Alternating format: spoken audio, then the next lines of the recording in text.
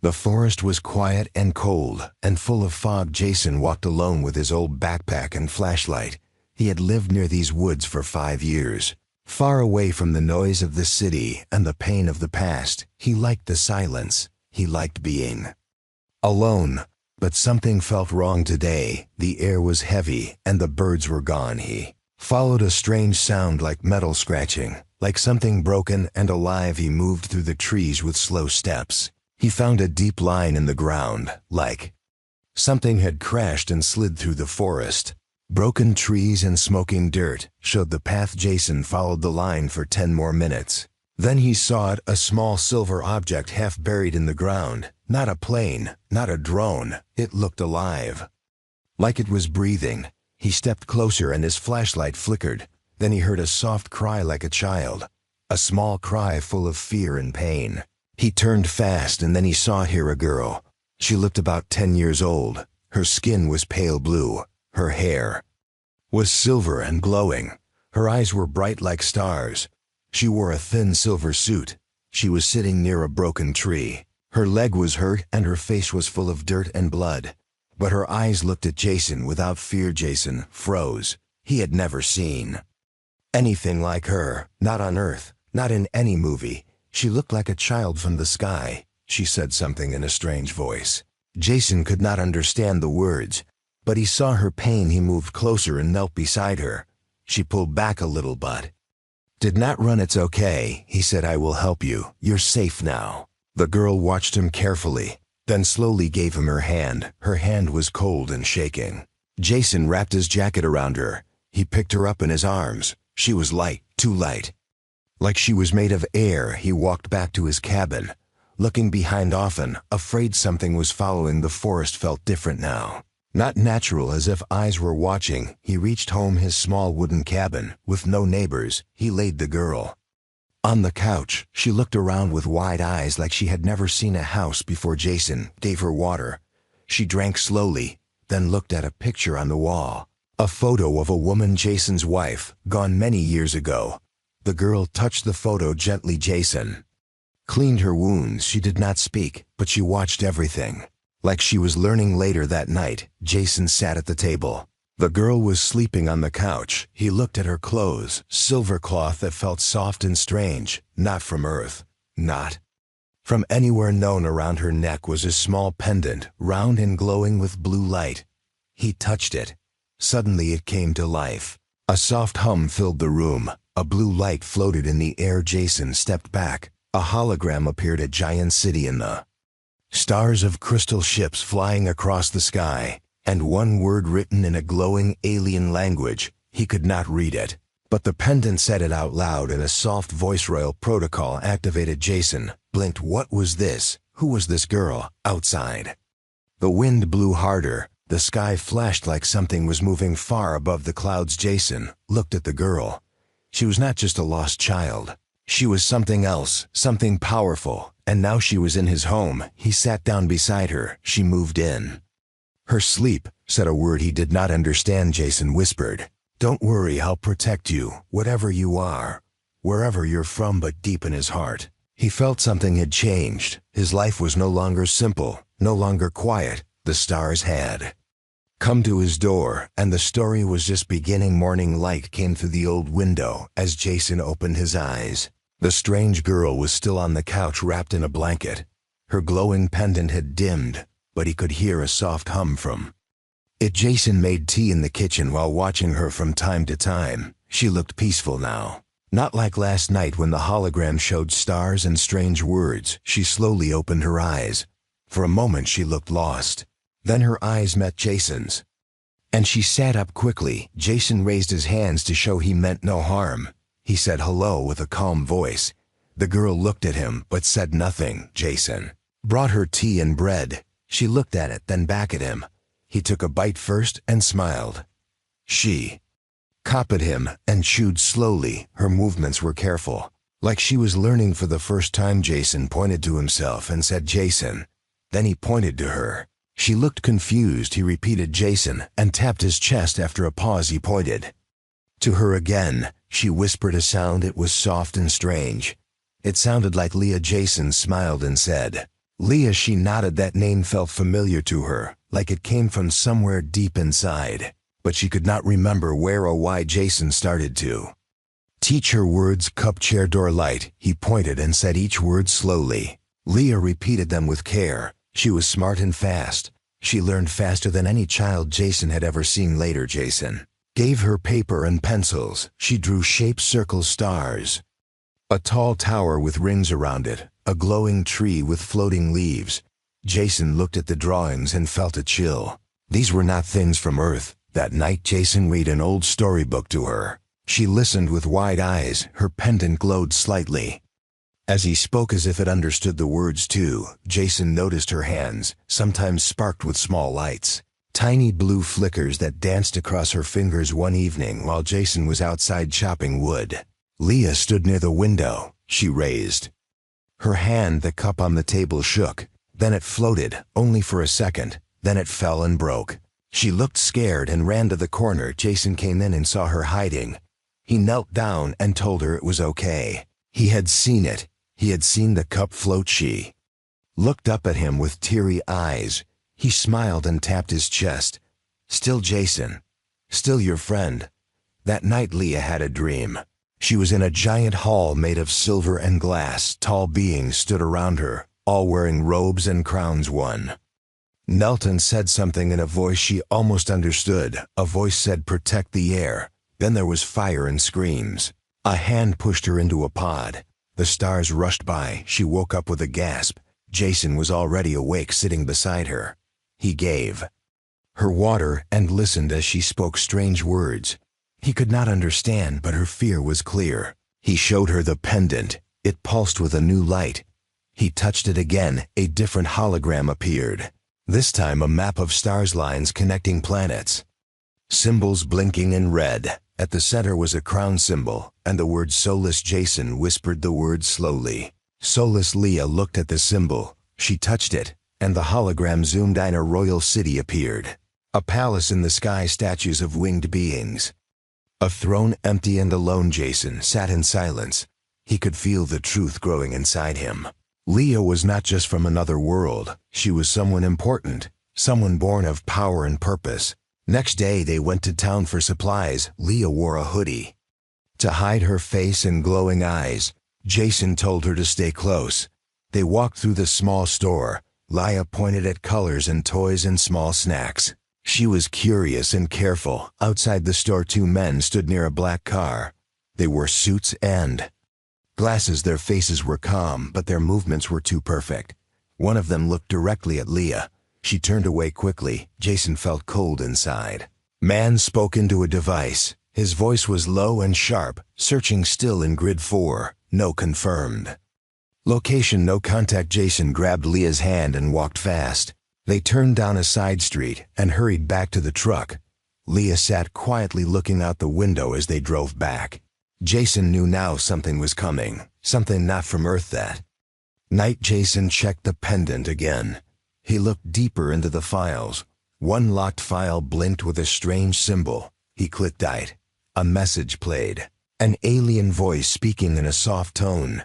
Translated by the device, it said, "If you have found this child, you must protect her at all costs. She is the last light of Solus, the heir of the Star Throne. They will come for her. They will not stop." Jason sat back in his chair. He looked at Leah. She was drawing again, smiling, peaceful, a child. But he knew now she was more than she seemed, and soon the stars would come knocking again. The sun was hidden behind thick clouds as the wind moved through the tall trees. Jason stood near the window of his cabin watching the forest. With quiet eyes, Leah sat on the floor, drawing symbols with a stick on an old notebook. Her pendant glowed softly every few minutes, like a heartbeat from another world. Jason had not slept much since the message played. The words still echoed in his mind.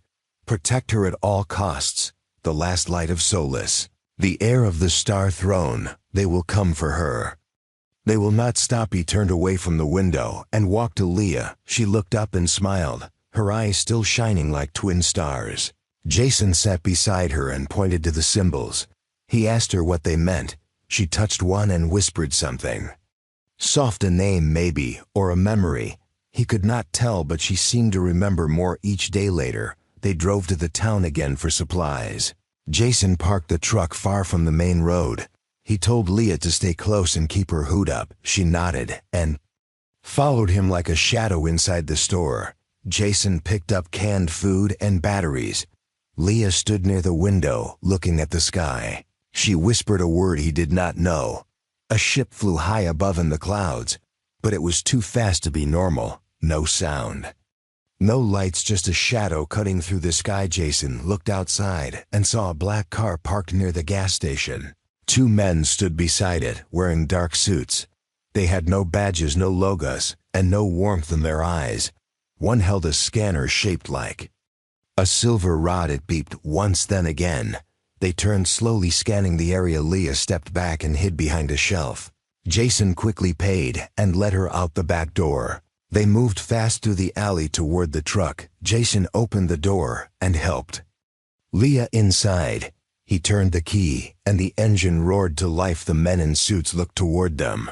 One raised a device and spoke into it. Target near location. Confirmed signal stable, awaiting orders. Jason drove fast through the back roads. The trees rushed by and the wind howled. Leah looked back with fear in her eyes. Her pendant glowed brighter than ever. Jason gripped the wheel and pushed harder. They reached the cabin before sunset. Jason grabbed his tools and checked every window and door.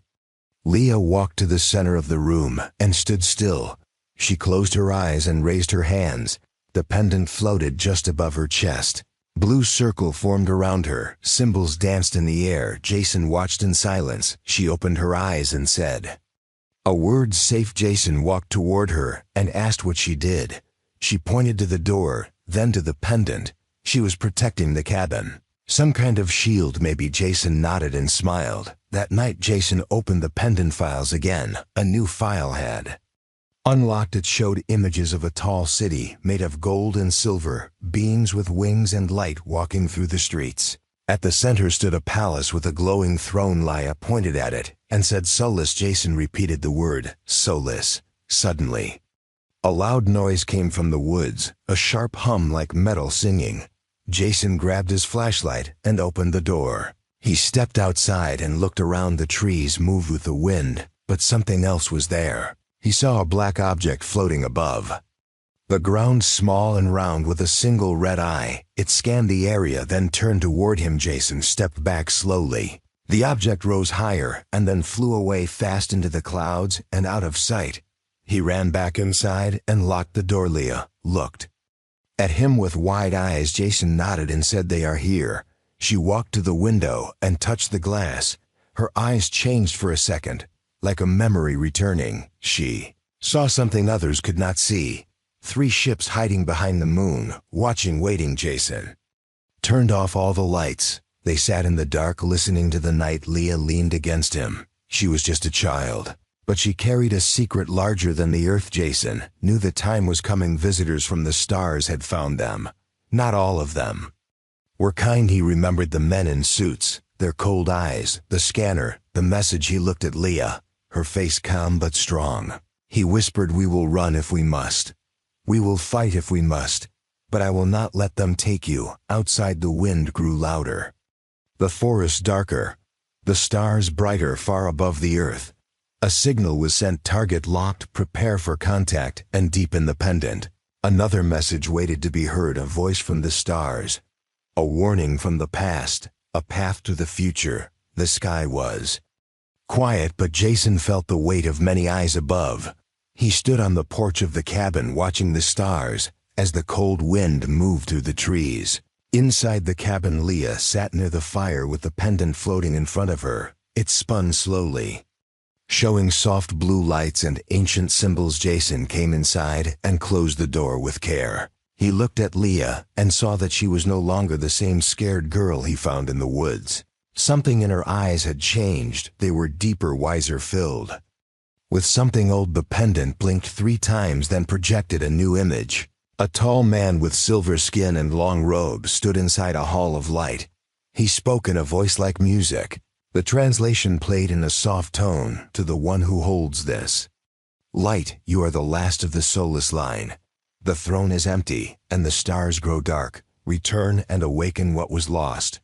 Jason watched the message in silence. The man looked like someone important, a leader, a king maybe. Leah stood and walked closer to the image. She reached out and touched it. The image shifted to show a family of three: a man, a woman, and a child with silver hair and blue eyes. Leah stepped back. Her hand touched her chest. She whispered something. Mother, father. Jason placed a hand on her shoulder. He said, "Is that you?" She nodded slowly. Her voice cracked as she said the word again. Mother. The pendant flashed red, and the image turned dark. Smoke filled the screen. Screams echoed through the cabin. Soldiers in black armor stormed the palace. The woman tried to shield the child. The man stood with a staff of light and shouted words that shook the hall. Then came fire explosions. The child was carried away by a cloaked figure placed in a pod. The stars rushed by once more. Jason looked at Leah. She trembled. Tears fell from her eyes, but she made no sound. He knelt beside her and said, "You are the child. You are the heir." She looked at him and nodded. Outside, a sharp sound broke the moment. Jason rushed to the window and saw movement. In the trees, a flash of silver, then nothing. He turned back to Leah. She held the pendant close. It glowed brighter than ever before.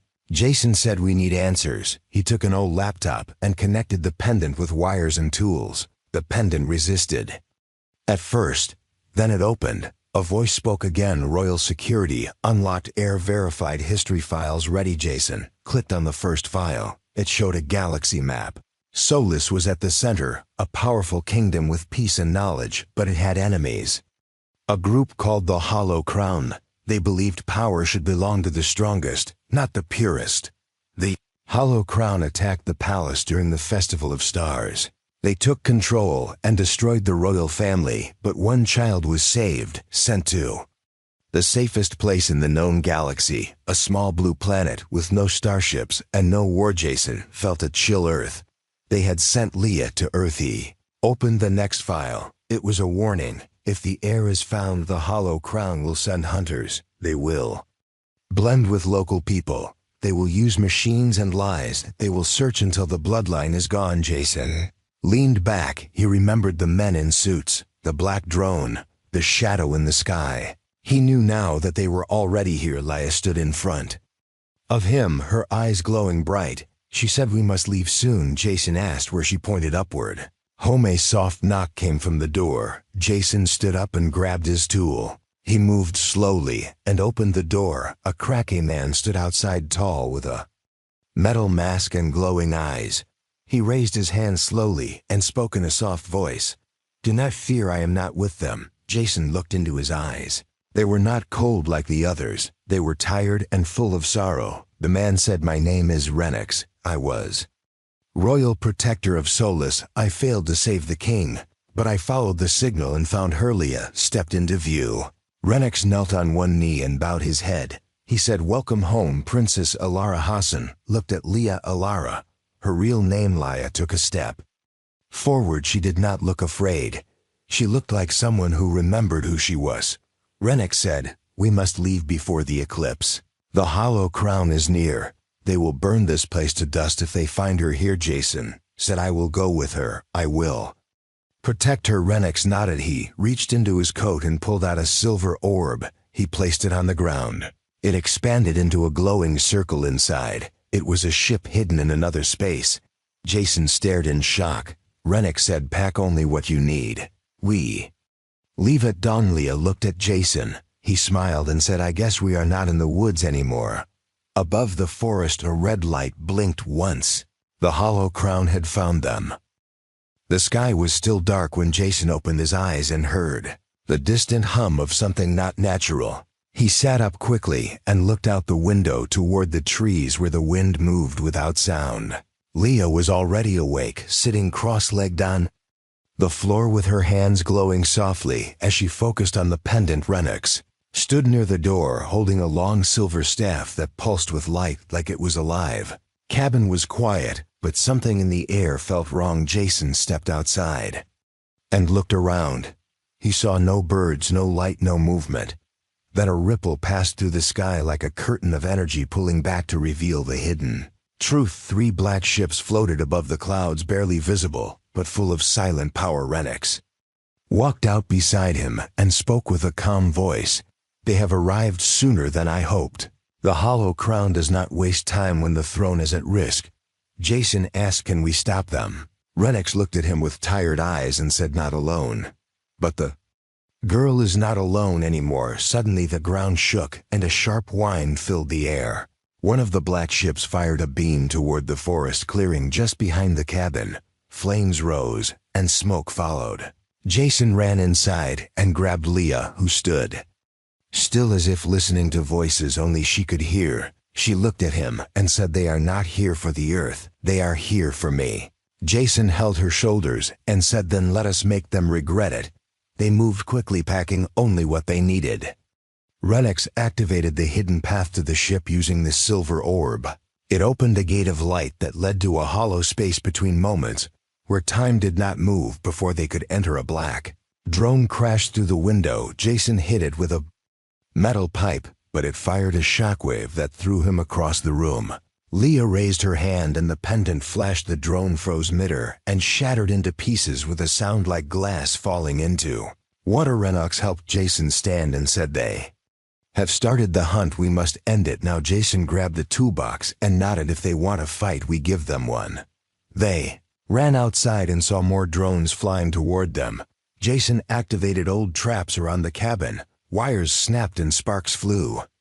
2 drones exploded and one slammed into a tree. Renix swung his staff and sent a wave of light that cut through the air like fire. Leah moved through the battle with calm steps. Her hands glowed as she blocked the attacks and pushed the energy back. With waves of force, one drone reached Jason and fired a sharp blast. Renix jumped in front and blocked it with his staff, but the force knocked him to the ground. Leah screamed, and the pendant released a burst of light that stopped everything for one breathless moment. Time seemed to freeze. Then the light pulled back into the pendant. Jason helped Renix up.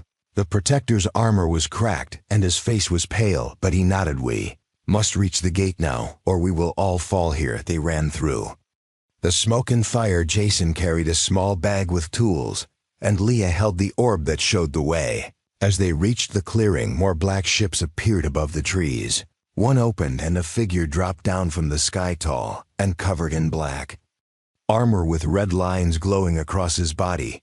The figure removed his helmet, revealing a face too human, yet too perfect.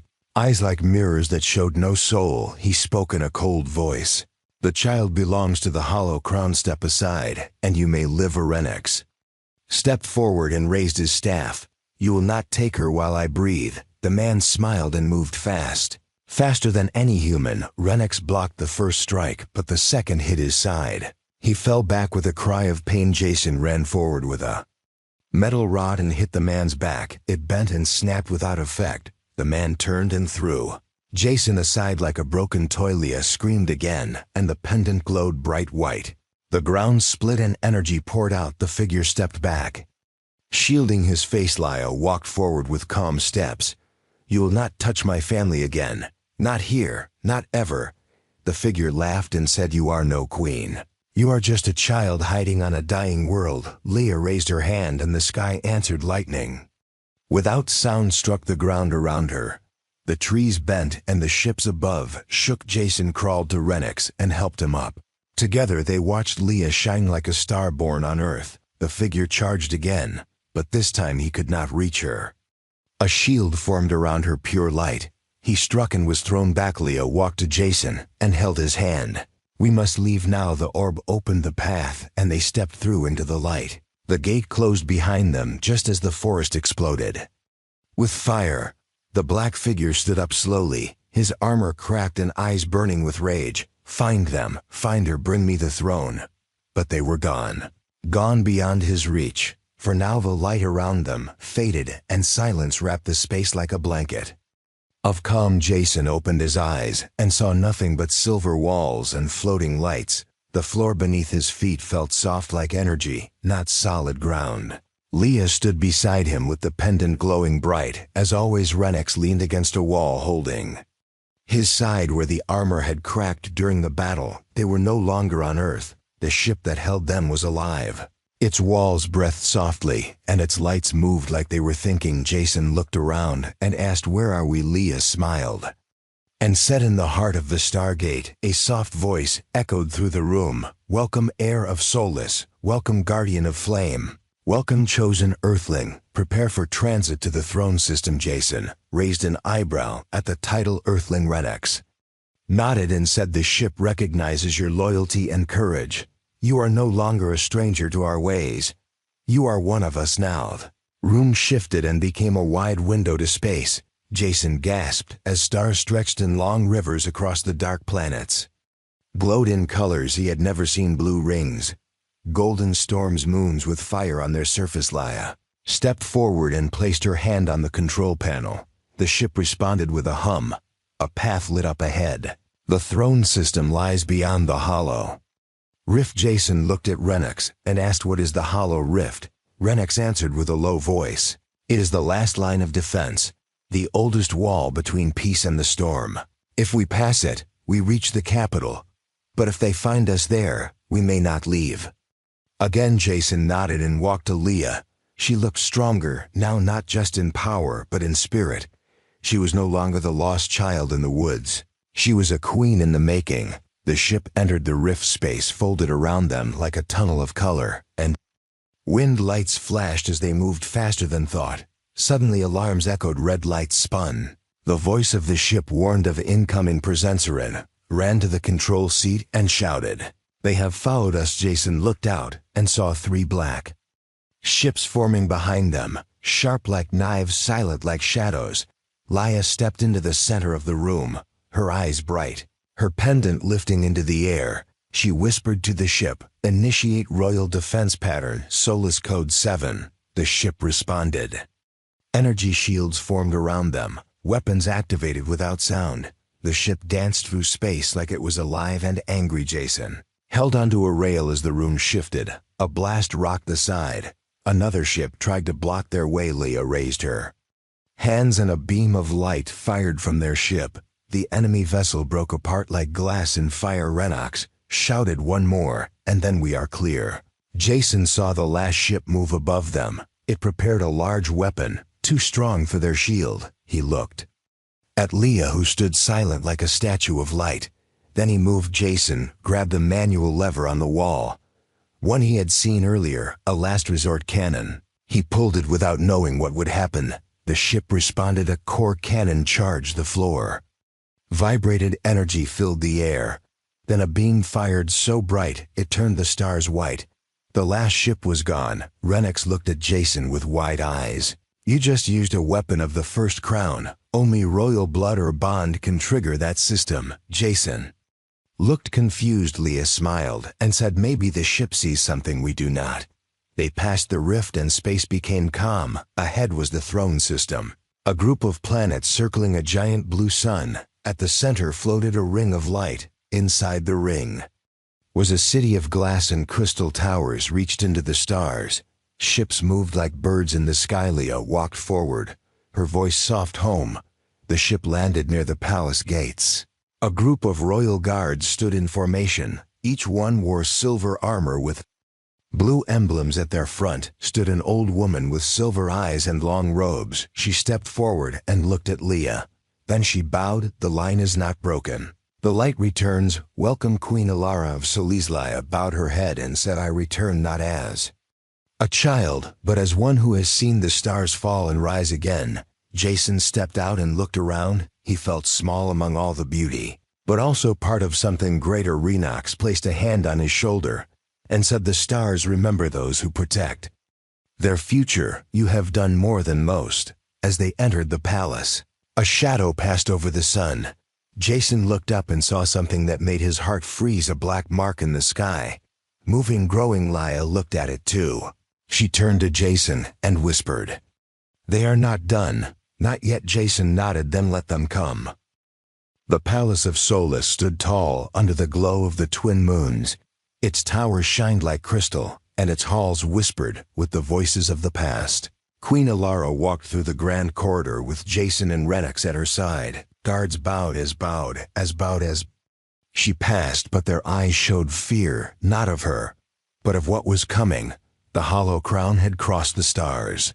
A fleet of shadow ships now circled the throne system. The sky was filled with dark shapes and heavy silence. No words had come from the enemy, no threats, no message, just presence cold and heavy like winter air. Alara stood before the Star Council. Elders and advisors filled the chamber with long robes and quiet minds. They looked at her with hope and worry. She was young, she was untested. But the pendant shined at her chest, and its light reached every corner of the hall. Jason stood behind her, unsure of his place in this world of shining walls and floating lights. But Alara looked at him with the eyes of someone who never forgot. The forest, she spoke with calm strength. They have come for our crown. They believe we are weak. They think the last heir is just a child, but Solus is more than a crown. It is light, it is memory, it is family. Enoch stepped forward and placed his staff at her feet. The protector bows only to the one who shines true. The council stood and bowed. For the first time in years, the throne was no longer empty outside. The palace, the shields were raised, energy flowed through ancient lines buried deep within. The planet ships of Solus launched into the stars, not for war, but for defense, to protect the last hope of the old ways. Jason was given a command seat aboard a smaller ship. At first he felt out of place, but the crew treated him with respect. They had heard the stories. The Earthling who fought with a broken rod and stood beside the Queen. Alara boarded the royal ship. It was shaped like a phoenix with wings of light. She stood at the front, watching the stars.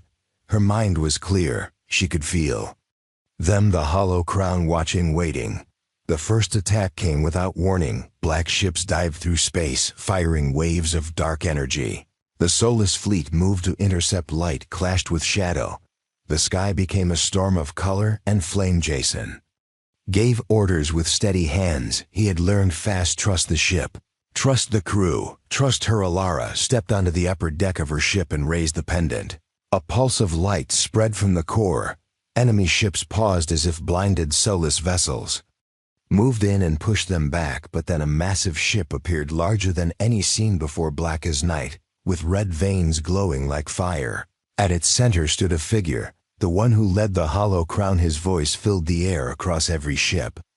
Alara, you run from what you are. Come face your end or watch your people burn. Alara answered with calm voice.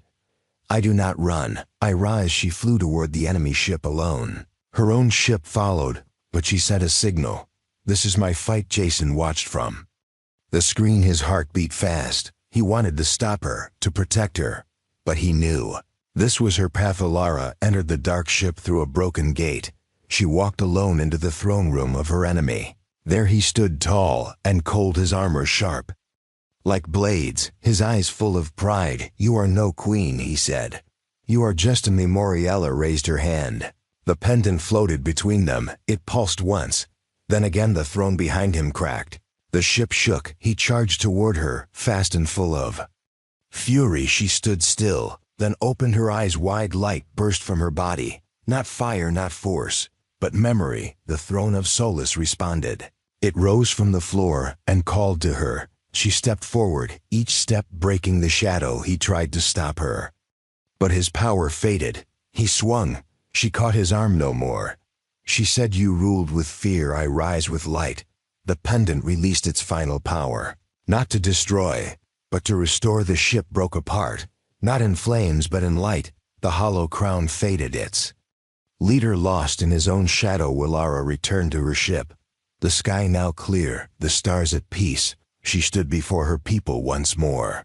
They cheered, they sang. The Queen of Solus had risen. Jason met her at the gate. He smiled and said, you saved us all. She smiled back and said, no, you found me when I was lost. They looked at the stars, bright and endless, and knew this was only the beginning.